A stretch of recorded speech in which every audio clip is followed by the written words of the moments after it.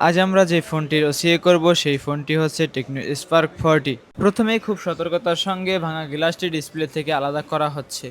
এই ধাপে সামান্য ভুল হলেও ডিসপ্লের ক্ষতি হতে পারে, তাই প্রতিটি কাজ ধৈর্য এবং নিখুঁতভাবে করতে হয়। মনে রাখবেন, আপনার অরিজিনাল ডিসপ্লে কখনোই মার্কেটে পাবেন না, তাই একজন ভালো টেকনিশিয়ানের কাছ থেকে আপনার ফোনটি রিপেয়ার করুন।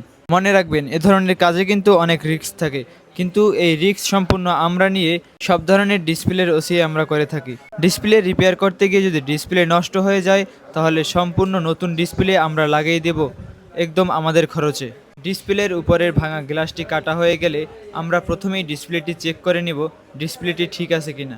আমরা যদি দেখি ডিসপ্লেটি ঠিক আছে, তারপরেই সামনে আগাবো।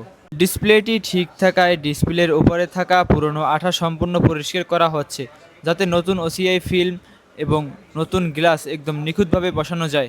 ডিসপ্লে ভাঙার পরেও যারা দীর্ঘদিন ব্যবহার করেন তারা দেখুন ডিসপ্লের পিছনে দাগ পড়ে গেছে। আপনার ডিসপ্লেটি যদি ভেঙে যায়, তাহলে আপনারা অতি দ্রুত ওসিএ করে নেবেন, কেননা ভাঙার সময় যত বাড়ে তত ডিসপ্লে নষ্ট হয়ে যাওয়ার আশঙ্কা বাড়ে।